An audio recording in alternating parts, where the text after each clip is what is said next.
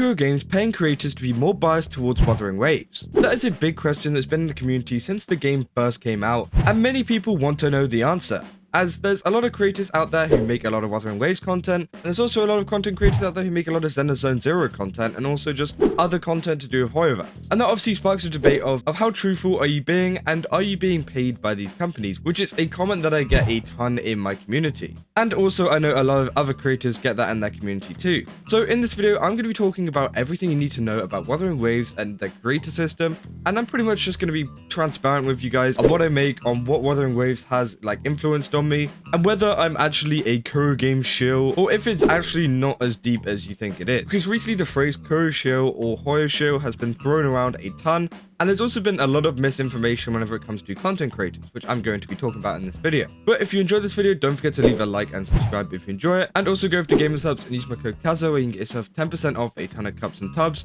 They got some new events going on at the moment, so I definitely recommend you guys go check that out. And yeah, let's get back into the video. So recently there's a post on Twitter which you may have seen doing the round, seeing as it actually got 108,000 views, with me being involved alongside a ton of other creators, including Shinya, Hexjuice, and also Mugen. Now I'm actually going to be blowing out the name of the person who uploaded this, because although it's probably not the best idea to respond to this, I just thought it'd be interesting to have a little conversation about actually what we make from Hoyoverse and what we make from Kuro Games and what we make just in general, and whether this person is actually being truthful, or are they some person who actually goes around spreading misinformation all the time. This person has been pretty much involved in the community in the last year or so, and got pretty popular off Tectone, I would say. Tectone actually bit the bait and gave him a little bit of attention. And yeah, a lot of people have been clowning on him for a lot of his misinformation and bad opinions. And the misinformation just doesn't stop here. And because he spreads so much misinformation and also is just doing stuff like this to get some attention, like I said, I'm not going to be including his name. So yeah, hopefully you guys can figure out who this guy is. And if you want to,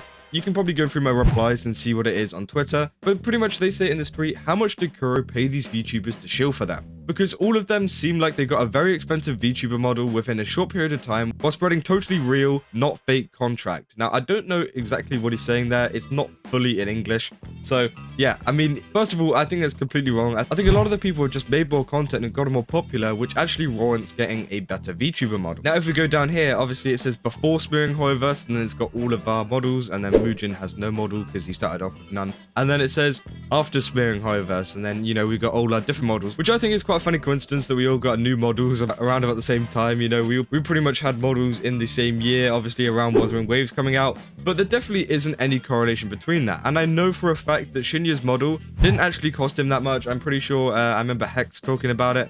She said that his model actually cost I think it was $30. Maybe it was a little bit more, maybe it was a little bit less. And he literally got it off some public site where you can literally buy VTuber models. So him saying that this is an expensive model is already incorrect. And then for me, my model wasn't exactly expensive. It was somewhere around $500 to $600. I mean, that's pretty cheap if you're talking about a VTuber model. And again, I literally made the change because I wanted to, improve the quality on my videos. And I think it's definitely improved a lot of the quality. As you can see, it looks definitely a lot better from my, my homemade V-Roid model over here. And then Hexjuice also had a better model, which apparently she had been working on before even Wuthering Waves and Gacha and stuff like that. And I don't know if she's actually discussed publicly how much it is, but it is more than mine. So she has spent a lot of money on this too. And I think Mugen has also spent a lot of money on his model too. So again, a lot of these were actually planned and made before even Wuthering Waves and Gacha Games and stuff were getting really popular. And it's just really weird to be accusing us of this kind of stuff. And yeah, it just seems like there's a lot of misinformation whenever it comes to this. Now, obviously, thank God, this only got 51 likes out of 108,000 views. And I replied to this saying, I'm glad you enjoyed my re-debut. Always glad to see fans loving my content, which I thought was quite funny. But again, it seems like there's a lot of misinformation about Kuro Games paying us and stuff to make these models and, to, shill their content, which again is completely untrue. And this is what I'm going to be talking about now, is Wuthering Waves actually paying all of us creators? And the answer is no. Now, obviously, you'll see in the past, creators like Tectone and stuff, they have done adverts for Wuthering Waves and actually played it. And obviously, the whole meaning of an advert is that you're supposed to disclose it. You're supposed to add #ad or use the paid partnership function that's on YouTube, or I don't know if there's one on Twitch, but again, there's a lot of paid partnership functions you can get on social media, and you're supposed to disclose whenever there's an advert, which Tectone does. He literally says, this is an ad for Wuthering Waves for 2 hours or whatever on my stream. So this is all sponsored, and so that you know that his information is going to be a little bit biased during that period of time. So pretty much going out there and calling people Hoyoverse shills or Kuro Games shills, and not seeing any kind of form of hashtag ad. Either the creator is obviously not following the rules and doing the advertisement wrong, or they're not being advertised and it's just all in your head, which obviously the latter is probably more true. But again, yeah, none of us are being paid by Wuthering Waves as far as I know.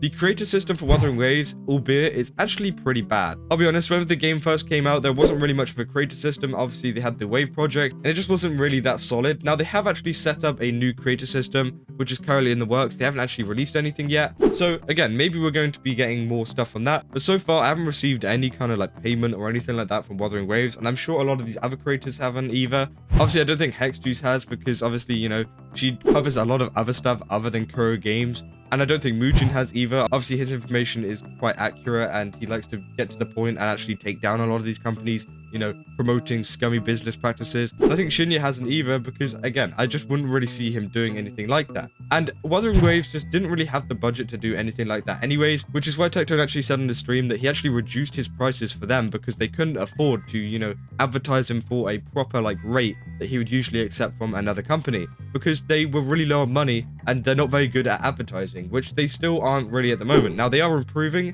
I'll definitely say that, but again, it's nothing massive, and no one's really being paid apart from a couple of content creators that do make it obvious that they are being paid. As it goes for Hoyoverse, I have been a part of Kuro Creators. I'm still in the server and stuff. I think this guy on the tweet would actually know a little bit about this, because he's actually in the same server. So whenever he says that he's not being paid by Hoyoverse, maybe think about it again. I'm not saying that because he's in the Hoyo Creator server he's getting paid, but there is a high chance that he's probably accepted some kind of reward, even if it is Primo Gems or something like that. Or it could be a cash payment, because I have received that in the past from Hoyoverse for creating videos for their games. Again, he literally replied to a comment, which I'll throw up on the screen here, saying that he hasn't actually taken a single cent from Hoyoverse. And, that could be true, but with the amount of misinformation that this guy brings out, I wouldn't be surprised if he's lying. But yeah, Hoyo Creators is definitely much better at the moment than Wuthering Waves, as they do actually hand out cash rewards and cash, incentives to do a lot of videos. But again, it's nothing super you have to stay true to this. All you have to do is just sign up to a kind of competition-based thing. And yeah, you just get the rewards from that. So you don't even have to do it. And, I haven't really done that in the past, year, I'd say. Ever since doing, long form and stuff like that, I've never really taken a sponsorship from Hoyoverse. Back whenever I did shorts and TikToks, whenever I was making content on Genshin anyways, I was taking a lot of sponsorships because, why not? I was making content on Genshin Impact and I was very positive about the game at the time. So why not? And, it was just pretty much easy money. I just think there's a lot of misinformation whenever it comes to calling people Kuro shills and Hoyo shills, because that isn't the case at all. And there actually isn't that much money behind it that you think. And if there is an advert, as I said, there will be some kind of indicator that there has been some kind of advert placed in the whatever you're watching, either a stream, a video, or whatever. So definitely beware of a lot of these people going around saying this kind of stuff. Now, obviously, I'm not trying to use this as some kind of defense to this, because obviously this argument is just stupid in the first place. So this is just kind of a video pointing fun at this guy. Obviously, don't go give him any attention if you do know who he is. He's a pretty stupid guy in the community, and I hope that, he actually finds some content that is a little bit more worth his time and not worth 51 likes out of 108,000, because that definitely shows you what the community think about this. And yeah, it's just complete misinformation, which, yeah, we don't really like to see on this platform. And in terms of what side I'm on and stuff like that, a lot of people have been saying I've been heavily biased towards Wuthering Waves, which you could probably see. I mean, there's a lot of negative videos about Hoyoverse, but the truth is that Hoyoverse just does a lot more negative stuff. I mean, they fired voice actors. They did a lot of this other stuff with the Natlan, drama and everything like that. So it kind of makes sense that I'll be making more negative videos on Hoyoverse just because they've done a lot more wrong. But I can kind of see why you say that I'm more biased towards Wuthering Waves, because I do make a lot more positive videos, but I do make negative and positive videos about both. I mean, as you can see here, Zenless Zone Zero, amazing news here. That's pretty positive about it, I'd say. Then we've got losing players, Wuthering Waves. That's pretty negative about Wuthering Waves, I'd say. So again, I'm pretty positive and negative about both sides. I mean, I feel like I'm pretty neutral, at least in my mind, in my thinking.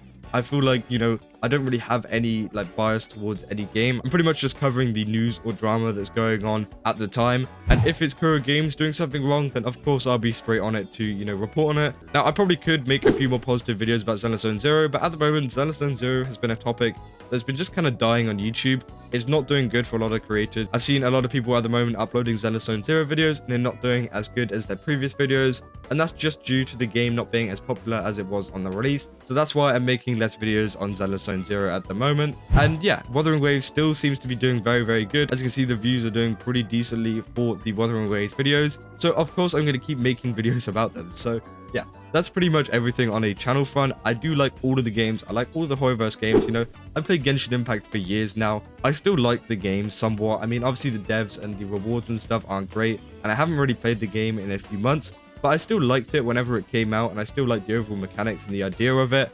But obviously Horrorverse and their overall treatment of the players of it isn't as good. I still like Wuthering Waves. Again, Wuthering Waves is just an amazing game that I really like. And I still like Zenless Zone Zero too. Now, Zenless Zone Zero is in a little bit of a dry patch at the moment, as I said. So again, I'm not going to be making as much content. I'm not going to be playing it as much. But I still did enjoy it whenever it came out. And the same goes for Honkai Star. I'm playing Honkai Star daily at the moment. Horrorverse games are still definitely on the roster for me. And I definitely enjoy all of them. And I don't really have any bias towards any of them. I just make whatever content is popular at the time and whatever is going on, whether it's positive or negative. But yeah, that's all I got for this video. I hope this kind of cleared up a lot of the stuff that's to do with Horrorverse and Kuro Games and the overall like chillness of it. Like, how much money am I taking from a lot of these companies? The answer is, at the moment, pretty much none. Obviously, I'm getting a lot of money from other sponsors, such as Raid Shadow Legends, as you can see here. And people don't really care too much about Raid Shadow Legends on this channel, so, you know, no one's really going to call me a shill for that game. But again, I hope this clears stuff up, and if you enjoyed this video, then don't forget to leave a like and subscribe.